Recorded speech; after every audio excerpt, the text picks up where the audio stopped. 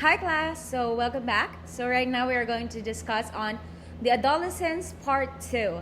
So we were able to discuss Adolescence Part 1 in our previous video, and we were able to talk about the introduction, developmental theories, and also the cognitive development, psychosocial theories, and psychosexual. So right now we are going now to the last part of this discussion. So again, I'm your professor, Miss Celine, and we are now going to continue the lesson. All right, now let's continue. All right, so in this lesson, we are going to talk about the moral development by Kohlberg. All right, so to continue, according to Kohlberg rather, the morality now in here in the adolescent is the development of the first stage of true morality. So at this stage, people begin to account for the differing values, opinions, and beliefs of other people. So in here, let's just remember that they now hold on the cognitive aspect of their beliefs, but in here, the moral aspect now tends to realize that there are actually different opinions and how others actually behave and acts in a moral way. Actually, it differs. So, and they now understood that morality in each individual now differs from them. Their morality is different from others, and how they perceive morality is actually different from them as well. So, rules of law are important for maintaining a society, but members of the society should agree upon these standards. So, adolescents are now aware that there are standards in morality. Others tend to believe that, others don't. But here they believe that these laws should be followed, and these are used to actually have a very good and peaceful society. Now let's continue on the growth spurt. So what is growth spurt? Actually, this topic or the remaining topics will actually focusing on the physical aspect of an individual. So for the growth spurt, the average growth spurt actually lasts from 24 to 36 months. So in each, both male and female actually have different growth spurts. Excuse me. So so that's each year. So later on, I'll be showing you a table on how it goes and how does the growth actually peaks or when. So pubertal growth accounts for about 20% of final adult height. So during the adolescence, however, I'm sad to say, but if you some adolescents actually stop growing up at the age of 18, or others are 17. So that's really sad, but actually that's the end of puberty. That's why. All right, so this is what I'm talking about a while ago. So we have the term peak height velocity. So it means that this is the time where the height is now increasing in a very fast and a rapid way. So in males, actually that's delayed onset. So that's why some females are actually taller or in equal height with the male. And the female, on the other hand, excuse me, during the 18 to 24 months earlier, average of 2 centimeters a year less than in females. So, in males. So, even though the males have a delayed onset, females are a bit shorter in others because of their height or their peak height velocity is 2 centimeters a year lesser. That is lesser than males. So, even though the males are delayed, females are growing. Even though the height of the females are still continuing and growing in a very good rate, it's still lesser the growth compared to male. The peak weight velocity, on the other hand, coincides with the PHV or the peak height velocity. So it means it also is delayed. So that's why there are a lot of adolescent male out there that are tall and also thin. And then for the females, occurs 6 to 9 months after PHV in females. So in here, the peak weight velocity. So actually, the females tends to grow higher first before they become thicker. So I'm sorry for the term, but that's how it goes. So that's why some individuals or some females are very tall or tall and thin, but there are times where the height will stop and they are now gaining some weight. So that's why curves are now showing in the females. So please take note that weight velocity increases and peaks during the adolescent growth spurt. So this is during the growth spurt and only in the adolescent stage. Let's talk about weight. So we have the pubertal weight gain. So accounts for about 50% of an individual's ideal adult body weight. So in here, the weight now rapidly grows to about 50% of the ideal weight of a normal weight of an individual. Onset of accelerated weight gain and PWV attained are highly variable. So, and here it is some variable and that is continuous. Let's talk about lean body mass at maturity. So for males, it increases about 80% to about 90% due to an increase in muscle mass. And while in female, it decreases from about 80% to 75% at maturity, percentage of body fat increase. Alright, so in males, it has an increase, the lean body mass at maturity. Okay, so it means how lean you are, your image, or how you look like now. Okay, so in here it increases about, for male it increases 80 to 90% because of their muscles, and for me females it decreases from 80 to 75%. Excuse me, because of the fat, because of the presence and the increase of fat. So if you're going to ask me, there are actually a lot of fats for females compared to males, and of course males are more muscular because they have more muscles than females. So that's what this slide is talking all about. Let's talk about sexual development. So I'll just go to this a bit faster because we are focusing. I just wanted to share to you the biological changes that occurs from male and to female, because how it affects our development and our behavior as well. So first, on males, the age of onset of sexual development begins at G2, 11 to 62 years, ranges from 9.5 to 13.5 years. So please ignore the G2, it's actually a medical term, but let's just focus on what's written in here. So in simple terms, the sexual development or their sexual organs develops completely at the ages of 9.5 to 13.5 years old. So that's why others can still have circumcision at this age, or like for example 9 years old. So I can still remember when I was still a med school student, I was able to circumcise some boys because of this age, because again at this age this is still the onset and the ongoing sexual development.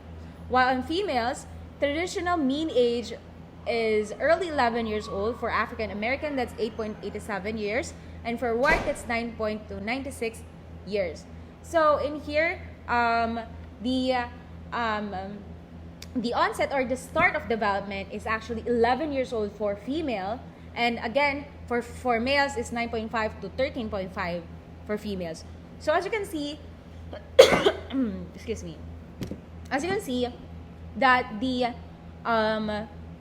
start of the sexual development for females is a bit earlier than males. So that's why some females tend to have the same height with guys because of this, because of course our sexual development actually affects also our height and also our weight as well. So the first physical sign of puberty is, so for males, we have the testicular enlargements that coincides in SMR2. Again, SMR2 is actually a medical term, so we will not be talking more about that. So the testicular enlargement is evident in the first physical sign of, that actually is the first physical sign of puberty. So if their testicles are now growing, that means they are now starting. They are actually ongoing on puberty, and it's a sign. Okay, so next is the beginning of breast bud. So breast bud is actually, in simple terms, this is actually our breasts for females. So that's also a physical sign of puberty. So here is just a sequence of the following. So for the females, the typical sign is adrenarche. The second is the beginning of growth spurt. Third is testicular development. And then the fourth is the beginning of pubic hair and peak height velocity. So while on females, the typical sequence is early occurrence of peak height velocity. So as you can notice in here, it started first with the height. And then second is the late occurrence of menarche, which is the menstruation or the first menstruation, PHV, at an average of SMR of 4. So please disregard SMR, so it's not part of it. So, it's a medical term. So again, so for the males, we started from adrenarche, and then for the females, we started in the height.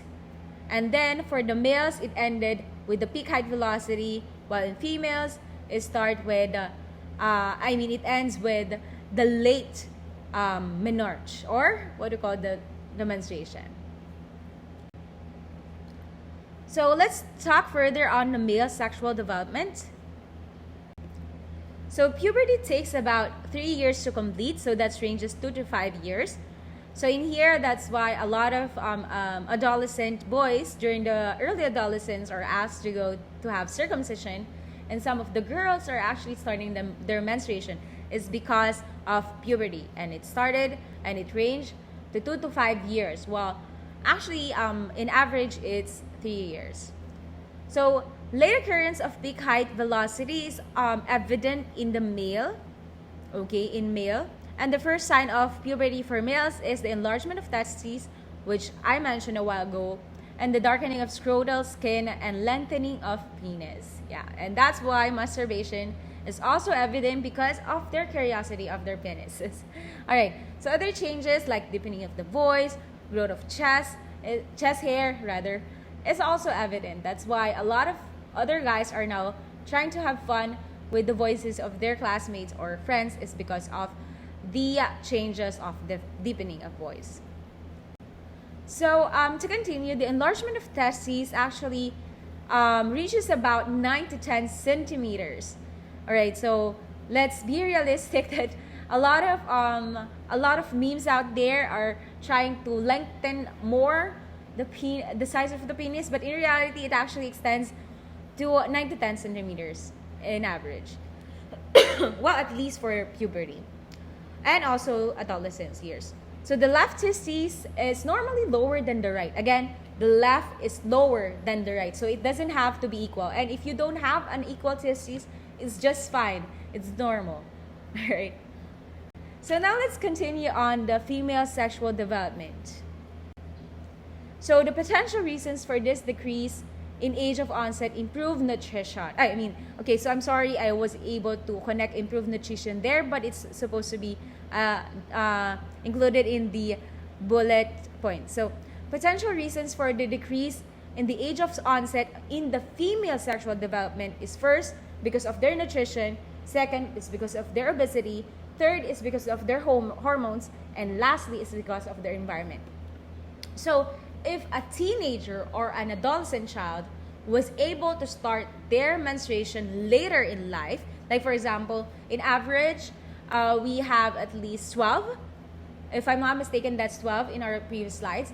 And if they were able to start later, like for example, 15 years of age, that's only their menarche, or also known as menstruation, that's their first menstruation, it's because of only those factors. Their nutrition, it's either their obesity, their hormones, and also their environment.